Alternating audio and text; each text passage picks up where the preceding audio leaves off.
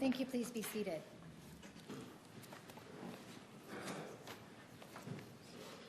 Let's bring in the jury.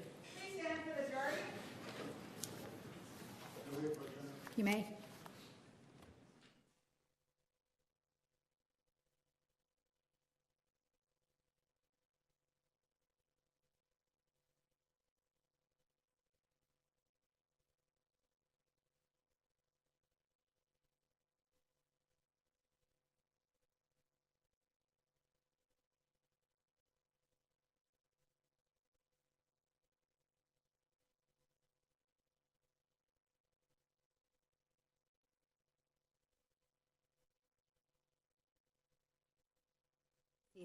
The record will show the presence of the jury, the defendant, and all counsel.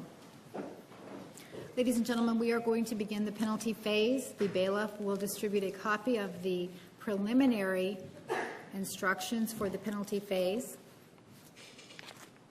Once everyone has a copy, I will read them to you. I invite you to follow along with me. Again, these are your copies. Feel free to write on them. They will be shredded at the end of the trial.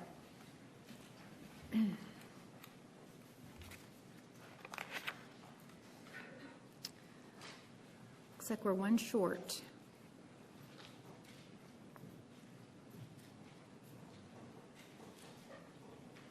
Thank you.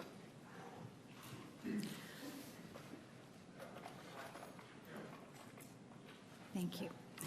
Members of the jury, at this phase of the sentencing hearing, you will determine whether the defendant will be sentenced to life imprisonment or death. The law that applies is stated in these instructions, and it is your duty to follow all of them, whether you agree with them or not. You must not single out certain instructions and disregard others.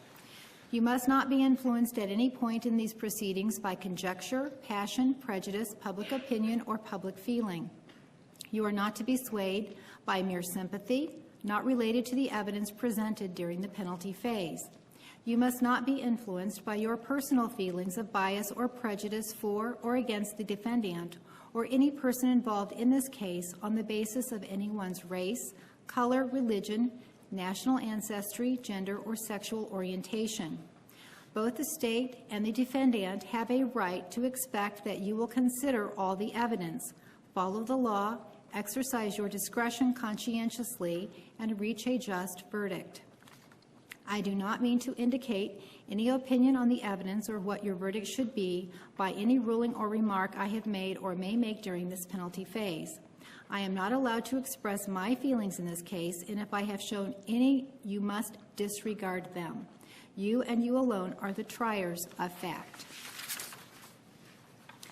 You are allowed to discuss the case among yourselves during the aggravation phase, jury deliberations. Effective immediately, however, permission to discuss the case is suspended until you deliberate again with respect to this phase of the proceedings. The admonition that was in effect in the previous phase is now back in effect. This phase of the trial, unless otherwise directed by the court, will proceed as follows. The defense may make an opening statement. The state may then make an opening statement or may defer until the close of the defense case. Again, what counsel say in opening statements is not evidence. The victim's relatives may make a statement relating to the personal characteristics of the victim and the impact of his murder on his family. They are not allowed to offer any opinion or recommendation regarding an appropriate sentence. Victim impact evidence is not an aggravating circumstance, and you cannot consider it as such. Victim impact evidence may be considered to rebut the mitigation presented. You are to consider this information only for this limited purpose. The defense may offer evidence in support of mitigation. The state may make an opening statement if it was deferred and may offer evidence in rebuttal to the defense's mitigation evidence. This evidence is not a new aggravating circumstance. The defense may offer evidence in rebuttal to the state's evidence. The defendant may make a statement, but she is not required to do so. You cannot hold this against her if she chooses to not make a statement. The court will then give you the final instructions on the law. The parties will present final arguments, with the defense having the opportunity to make an opening and closing argument. You will then deliberate to decide on a verdict. Once you agree on a verdict, you will return to court where the verdict will be read with the parties present. You are to apply the law to the evidence and in this way decide whether the defendant will be sentenced to life imprisonment or death. The evidence you shall consider consists of the testimony and exhibits the court admitted in evidence during the trial of this case, during the aggravation phase, and during this penalty phase of these proceedings. It is the duty of the court to rule on the admissibility of evidence. You shall not concern yourselves with the reasons for these rulings. You shall disregard questions and exhibits that were withdrawn or to which objections were sustained. Evidence that was admitted for a limited purpose shall not be considered for any other purpose. You shall disregard testimony and exhibits that the court has not admitted or the court has stricken. The lawyers may stipulate certain facts exist. This means both sides agree that evidence exists and is to be considered by you during your deliberations at the conclusion of the trial. You are to treat a stipulation as any other evidence. You are free to accept it or reject it in whole or in part, just as any other evidence. During the aggravation phase, you found that the state has proved that a statutory aggravating circumstance exists, making the defendant eligible for the death sentence. During this penalty phase, the defendant and the state may present any evidence that is relevant to the determination of whether there is mitigation that is sufficiently substantial to call for a sentence less than death. The state may also present any evidence that demonstrates that the defendant should not be shown leniency. Leniency means a sentence less than death. Mitigating circumstances may be found from any evidence presented during the trial, during the aggravation phase, or during the penalty phase of these proceedings. You should consider all of the evidence without regard to which party presented it. Each party is entitled to consideration of the evidence, whether produced by that party or by another party. You are the sole judges of the credibility of the witnesses and what weight is to be given the testimony of each witness. In considering the testimony of each witness, you may take into account the opportunity and ability of the witness to observe, the witness's memory and manner while testifying, any interest, bias, or prejudice the witness may have, the reasonableness of the testimony of the witness considered in light of all the evidence, and any other factors that bear on credibility and weight. The attorney's remarks, statements, and arguments are not evidence, but are intended to help you understand the evidence and apply the law. The attorneys are entitled to make any objections that they deem appropriate. These objections should not influence you, and you should make no assumption because of objections by the attorneys. The defendant is not required to testify or make any statement, and you are precluded from drawing an inference against her should she decide not to testify or make a statement. The decision on whether or not to testify or make a statement is left to the defendant acting with the advice of her attorneys. You must not let this choice affect your deliberations in any way. Mitigating circumstances are any factors that are a basis for a life sentence instead of a death sentence, so long as they relate to any sympathetic or other aspect of the defendant's character, propensity, history, or record, or circumstances of the offense. Mitigating circumstances are not an excuse or justification for the offense, but are factors that in fairness or mercy may reduce the defendant's moral culpability. Mitigating circumstances may be offered by the defendant or state or be apparent from the evidence presented at any phase of these proceedings. You are not required to find that there is a connection between a mitigating circumstance and the crime committed in order to consider the mitigating evidence. Any connection or lack of connection may impact the quality and strength of the mitigation evidence. You must disregard any jury instruction given to you at any other phase of this trial that conflicts with this principle. The fact that the defendant has been convicted of first-degree murder is unrelated to the existence of mitigating circumstances. You must give independent consideration to all of the evidence concerning mitigating circumstances despite the conviction. The circumstances proposed as mitigation by the defendant for your consideration in this case are 1, defendant was 27 years old at the time of the offense. 2, defendant has no prior criminal history. 3, defendant was a good friend. 4, defendant lacked support from her family. 5, defendant suffered abuse and neglect as a child and as an adult. 6, defendant tried to make the best of her life. 7, defendant consistently tried to improve herself. 8, defendant is a talented artist. You are not limited to these proposed mitigating circumstances in considering the appropriate sentence. You also may consider anything related to the defendant's character, propensity, history or record, or circumstances of the offense. While all 12 of you had to unanimously agree that the state proved beyond a reasonable doubt the existence of a statutory aggravating circumstance, you do not need to unanimously agree on a particular mitigating circumstance. Each one of you must decide individually whether any mitigating circumstance exists. You are not limited to the mitigating circumstances offered by the defendant.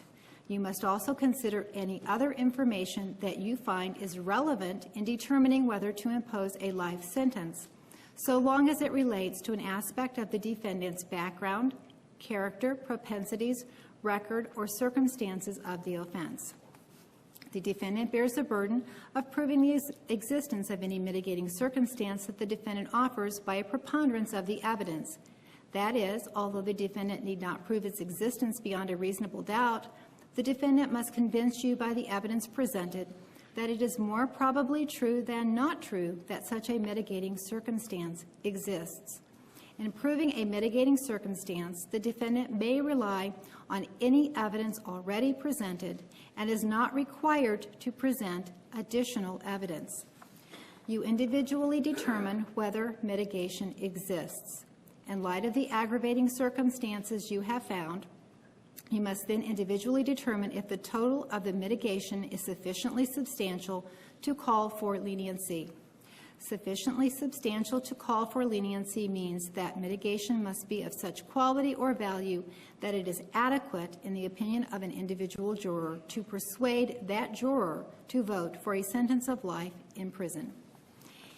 Even if a juror believes that the aggravating and mitigating circumstances are of the same quality or value, that juror is not required to vote for a sentence of death and may instead vote for a sentence of life in prison. A juror may find mitigation and impose a life sentence even if the defendant does not present any mitigation evidence. A mitigating factor that motivates one juror to vote for a sentence of life imprisonment may be evaluated by another juror as not having been proved or, if proved, as not significant to the assessment of the appropriate penalty. In other words, each of you must determine whether, in your individual assessment, the mitigation is of such quality or value that it warrants leniency in this case. The law does not presume what is the appropriate sentence. The defendant does not have the burden of proving that life is the appropriate sentence. The state does not have the burden of proving that death is the appropriate sentence. It is for you as jurors to decide what you individually believe is the appropriate sentence. In reaching a reasoned moral judgment about which sentence is justified and appropriate, you must decide how compelling or persuasive the totality of the mitigating factors is when compared against the totality of the aggravating factors and the facts and circumstances of the case. This assessment is not a mathematical one, but instead must be made in light of each juror's individual, qualitative evaluation of the facts of the case, the severity of the aggravating factor, and the quality of the mitigating factors found by each juror. If you unanimously agree there is mitigation sufficiently substantial to call for leniency, then you shall return a verdict of life. If you unanimously agree there is no mitigation or the mitigation is not sufficiently substantial to call for leniency, then you shall return a verdict of death. Your decision is not a recommendation. Your decision is binding. If you unanimously find that the defendant should be sentenced to life imprisonment, your foreperson shall sign the verdict form indicating your decision. If you unanimously find that the defendant should be sentenced to death, your foreperson shall sign the verdict form indicating your decision. If you cannot unanimously agree on the appropriate sentence, your foreperson shall tell the judge.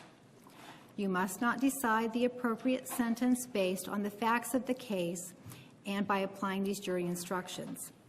You must not consider the financial cost of any possible punishment when deciding whether to sentence the defendant to life in prison or death. Do not form final opinions about any fact or about the outcome of this phase of the proceeding until you have heard and considered all of the evidence, the closing arguments, and the rest of the instructions I will give you on the law. Keep an open mind. Form your final opinions only after you have had an opportunity to discuss the case with each other in the jury room at the end of the mitigation phase. After the presentation of evidence is completed, I will give you final instructions on the law to be applied by you in making decisions in this phase of the proceeding. These preliminary instructions will remain in effect unless changed by the final instructions.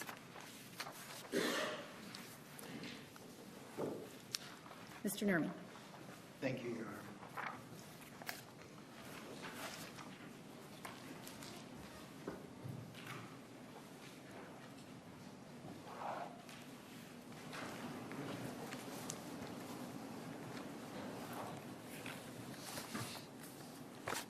Judge.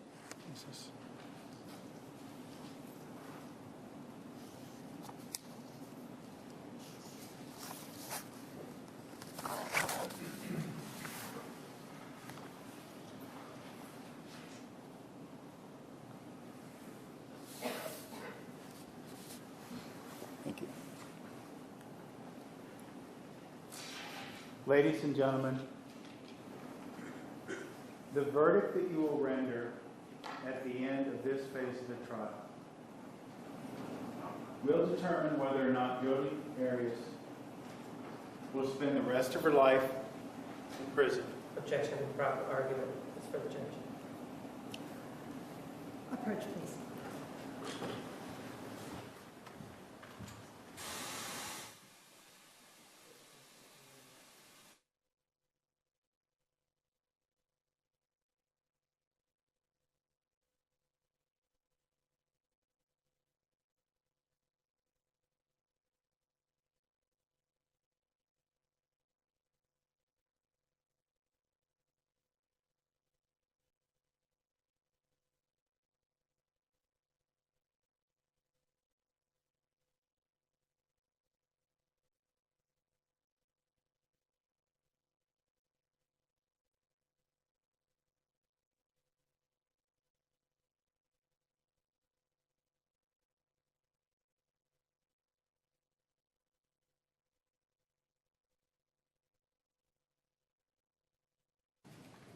Your verdict, ladies and gentlemen, will determine whether or not Jodi Arias spends the rest of her life in prison or if she's sentenced to be executed. That's what your verdict will determine. And make no doubt about it. As the judge just said to you moments ago, the verdict that you will render is not a recommendation. The judge is not free to disregard it. If you sentence Ms. Arias to life in prison, she will be sentenced, or a life sentence. If you sentence her to death, she will stand at this podium and be sentenced by the judge to death, to be executed. That is the decision before you. Obviously an important one, and in many ways a pretty simple distinction to understand life versus death. But what's maybe not so simple, because it's a little different than the prior phases of this trial, is the fact that things work a little differently. In the first phase of this trial, there were presumptions and there were burdens, right? Ms. Arias was presumed to be innocent, and the state had to prove beyond a reasonable doubt that she wasn't, that she was guilty of first-degree murder. During the second phase of the proceedings, the issue was the aggravating factor. The state had the burden of proving that aggravating factor. At this stage of the proceedings, the law does not presume what sentence is appropriate. The state does not have the burden of proving that a death sentence is appropriate. And Ms. Arias doesn't have the burden of proving you that a life sentence is appropriate. Each and every one of you, those who deliberate, has to make your own moral assessment on what verdict is correct. And you will hear evidence in that regard, and we'll talk in a few minutes about that evidence. But as your jury instructions indicate, each and every one of you get to make your own moral assessment of what sentence is correct. Now, you've heard during the judge reading, when the judge read the jury instructions to you, about mitigating circumstances, about mitigating factors. So as you hear the evidence, we need to talk a little bit about those, what they are and how they're used, or how they can be used by you. First of all, Ms. Arias does bear a burden of proving to you by a preponderance of the evidence, more likely than not, the aggravating factor, the mitigating factors. And then you decide if those mitigating factors are substantial enough to call for leniency, to allow her to live her life in prison.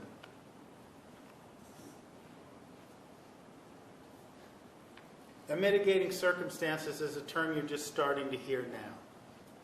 And it's important to understand that while the judge has read a list to you, and we'll talk about that list and the evidence that's going to be presented to you in a few moments, the witnesses that will take the stand and talk to you, what you will learn during this phase of the trial is not about the Jodi Arias that was living her life in 2006 after she met Travis Alexander. You will hear more about her life before that point in time. What brought her to that point in time, so you can understand whose life you're deciding whether it should be terminated or not. The law gives you the benefit of that understanding. And through these proceedings, we will give you the benefit of that understanding. And Ms. Arias will have the opportunity to talk to you in a different way. Not about what happened, but about who she is. And in that regard, ladies and gentlemen, it is important to understand the last paragraph that is displayed to you. Mitigating circumstances can be found from any evidence presented.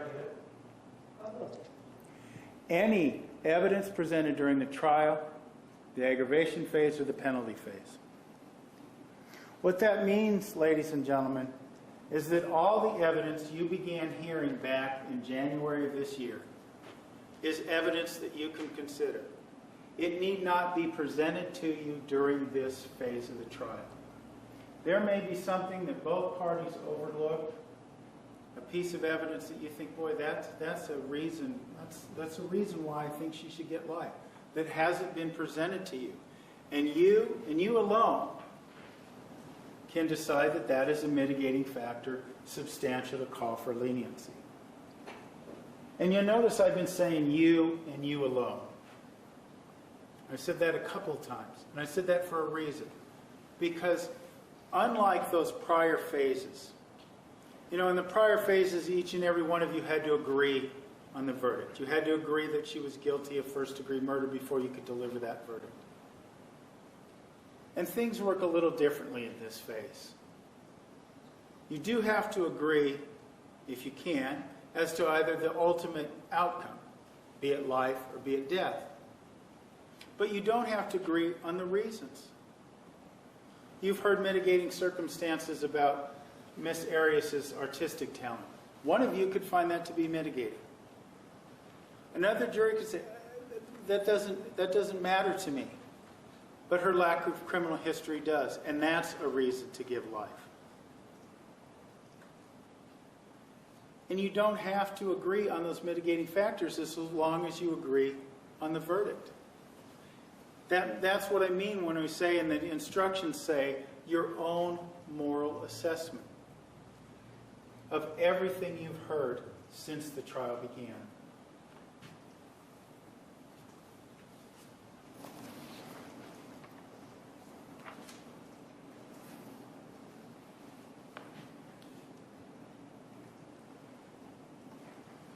Again, as you process this information, understand that mitigating factors are factors to the basis for a life sentence instead of a death sentence. So when you hear this evidence, and keep in mind, when you hear from these witnesses, and when you hear from Ms. Arias, this isn't about an excuse or a justification, but factors about Ms. Arias' character, her history, her record, or as you have heard, frankly, lack of record, and the circumstances of the offense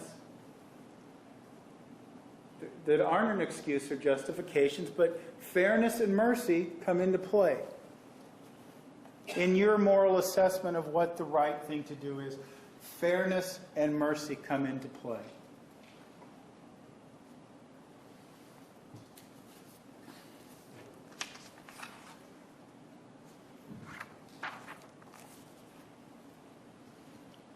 Now, listed before you are 8 mitigating factors. The defendant was 27 at the time of the offense, and she had no prior criminal history. You've heard evidence to that effect already. She was born on, there was a driver's license admitted of her birth date of July 9th, 1980. She has no prior criminal history. That was presented to you during trial. Number 3, that she was a good friend. You will hear from 2 witnesses during this phase of the proceeding from Ms. Arias. You already met one, Daryl Brewer. You recall you met him back in January. He was the longtime boyfriend of Ms. Arias, and in fact, the one that preceded Mr. Alexander. You spent some time together. You'll hear about the role she played in his life and in his son's life as well. You'll also hear from a friend of hers, I don't quite say lifelong friend because they lost touch later in Miss Arias' mid-20s when she got together with Mr. Alexander. Her name is Patty Womack. She will talk to you a little bit about the Jody Arias she knew, her upbringing. She will talk about the lack of support Miss Arias had from her family. She will describe that for you from her observations. You've heard during the course of the trial that Miss Arias suffered abuse and neglect as a child and as an adult.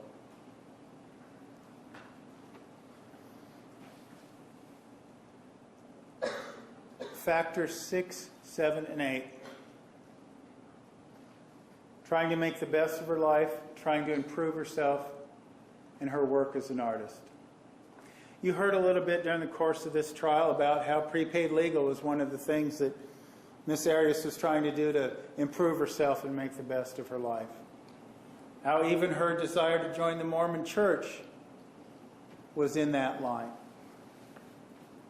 Her desire to improve herself, to maintain her goals of motherhood, marriage, and having a business. And Mr. Brewer will talk about that a little bit as well. And talented artists. At the end of these proceedings, Miss Arias will talk to you. You'll see some of her artwork.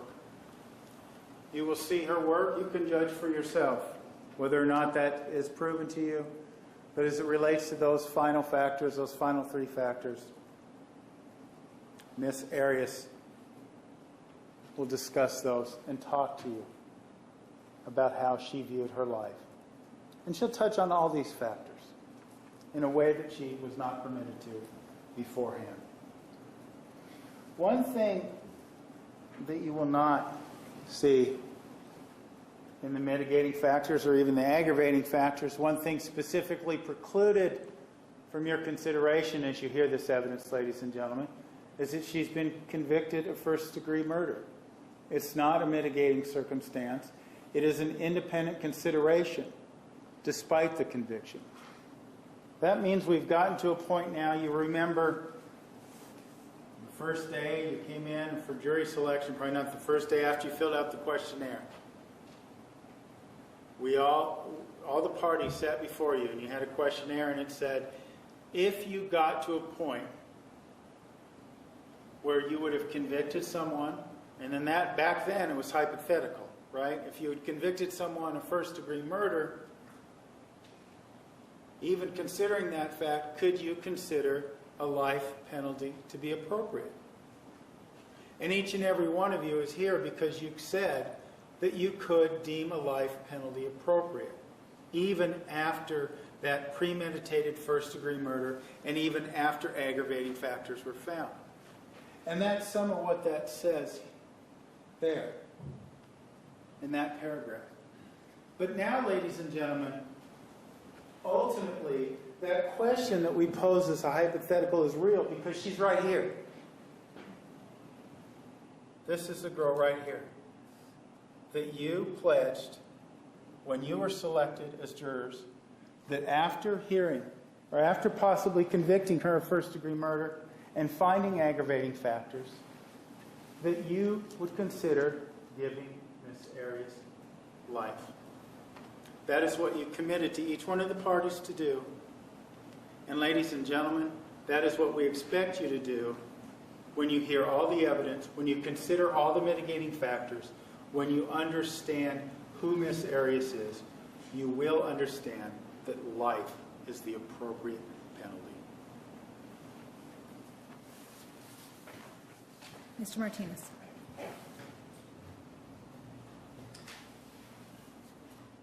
Today, in these proceedings, defendant is asking you to consider certain aspects of her life. And in fact, those aspects of her life have been read to you by the court. The defense counsel has addressed them to you, and there were 8 of them that were set out for you to take a look at. With regard to those 8 factors, one of the things that defense counsel indicated to you was that you can find other factors from the evidence that's been presented. However, the law is such that you are not to act as an advocate or an investigator to try to find mitigating factors. Overruled. Your duty is to take a look at all of the evidence and consider it with regard to fairness, and that's something that defense counsel also indicated to you. And that fairness goes both ways. It goes both to the defendant, as he pointed out, but also to the person who isn't here, Travis Alexander. And if you take a look at the evidence, those 8 factors that you have there for you to take a look at, and that the defendant who has advanced them must prove by a preponderance of the evidence, one of the things that you should or know when you look at them is that they're flawed. The reason that they're flawed, those 8 factors... Approach, please.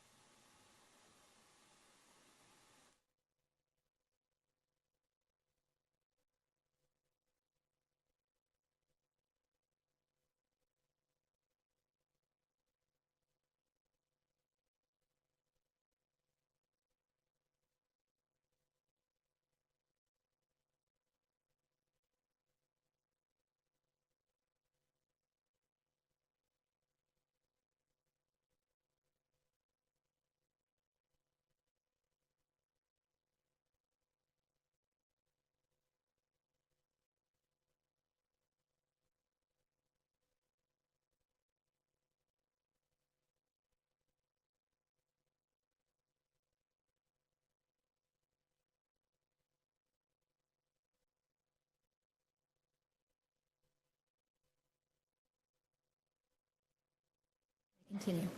One of the things that the jury instructions that the court read to you was that with regard to this mitigating factors, the connection or lack of connection to the murder may impact the quality. And that's the reason that these factors, as they are set out to you, are not really worth any, are not of any importance. For example, if you take a look at this indication, and this was put up there for you, that the defendant was 27 years old. Well, there's no connection, if you will, between her age and the fact that she took a knife and stuck it into Mr. Alexander's chest. Objection, argument improper. Approach, please.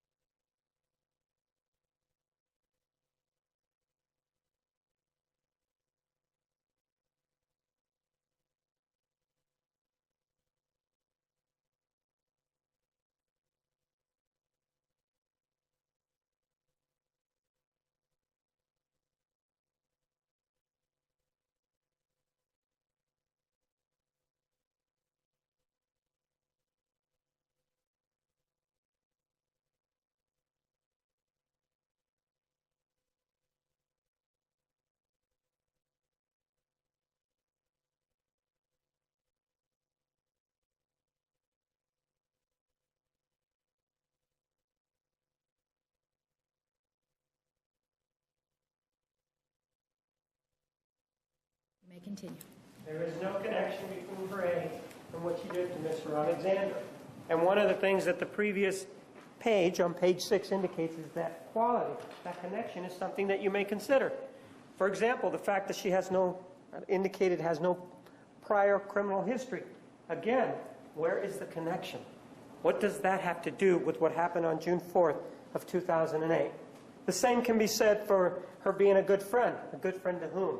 And how is that important to what happened on June 4th of 2008? Additionally, there's this indication that somehow she lacked support from her family. As you saw here today, and as you've seen throughout these proceedings and from the defendant's own mouth, as she indicated that her mother was here. That's an indication of support. But even though there was or there wasn't support, there's nothing to do with the killing. She talks about having suffered abuse and neglect as a child and as an adult. Again, where's the connection? And the fact that she's trying to better herself or that she is trying to do the best in her life, again, what does that have to do? And that she's a good artist, again, what does that have to do with the murder? There's another aspect of these that we need to talk about, and specifically, these are not mitigating circumstances. Objection, it's a law. Sustained. With regard to these, number 2, they indicate to you that the defendant has no criminal history. Really? Were you present when she was testifying? Do you remember her testifying? And do you remember her testimony that she was untruthful to you? Objection, Your Honor. Mischaracterizes a testimony. It's argumentative. As stated, sustained. Do you remember the colloquy involving the gas cans? Do you remember what she told you about that? And she took an oath to tell the truth, the whole truth, and nothing but the truth. When somebody takes a stand and they are not being truthful, that is a crime. True, she hasn't been convicted of it, but does that mean that she has no prior criminal history? That happened before this, and that is something for your consideration. And that is a microcosmic, if you will, view of the rest of these mitigating circumstances as they are laid out. That she was 27 years old. Evidence has been presented that she has gone through 4 boyfriends, that she has gone through numerous jobs. Overruled. That she, according to them, there's going to be evidence that's going to be presented that she was a good caretaker of Mr. Brewer's child, that she had a good relationship with him. So in those 27 years, she has lived a lot. It's not like she was an 18, 19-year-old child that had never been out in the world. Additionally, that she was a good friend.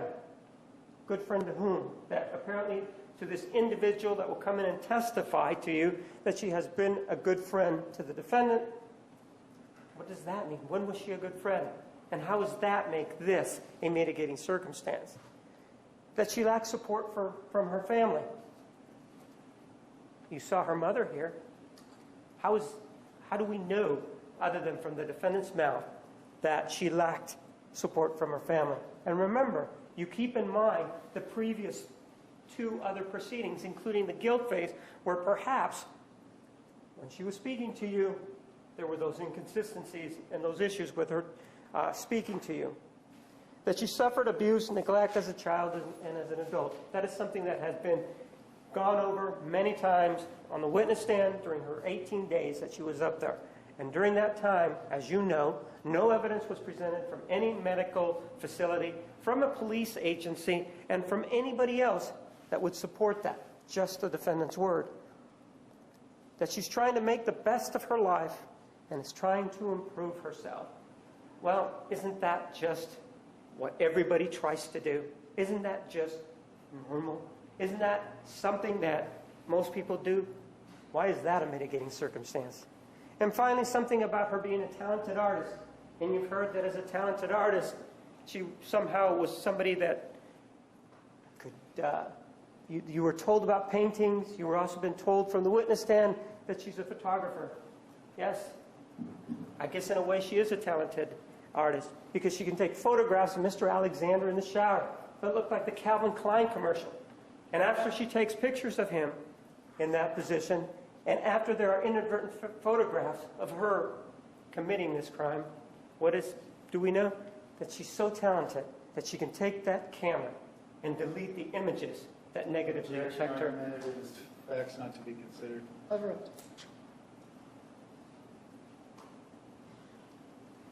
The fact that she's that talented indicates to you, in this particular case, that all of these items that have been presented to you, every single one of them, is nothing more than the defendant's statements attempting to gain sympathy. And in view of the fact that there are no mitigating circumstances in this case, the only appropriate sentence based on what the jury instructions tell you that you should do is death. Thank you. Ladies and gentlemen, please go back to the jury room for approximately 5 minutes. You will be recalled at that time. Please remember the admonition.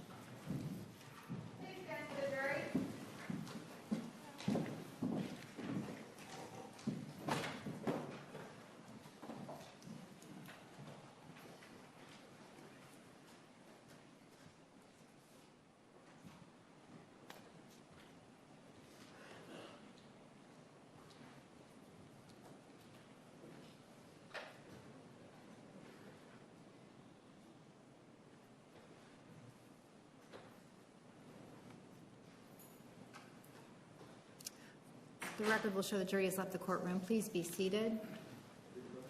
Yes, you may approach.